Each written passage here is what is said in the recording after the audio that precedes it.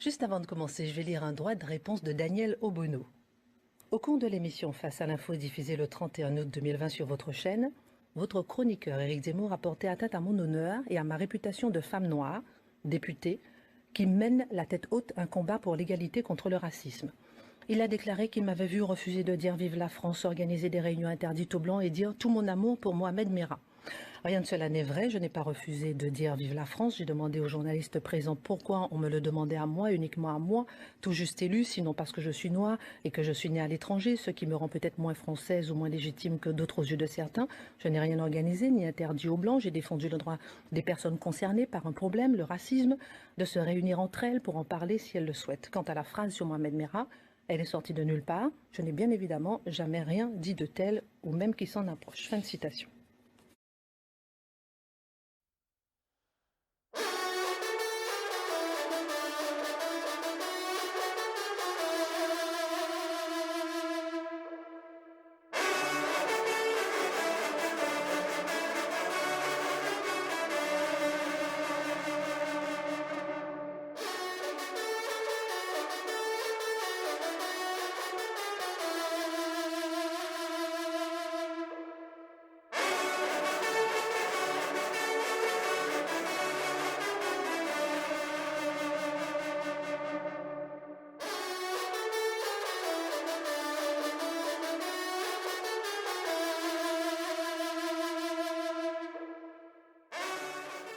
Je crois que c'est la première fois que je vais le faire.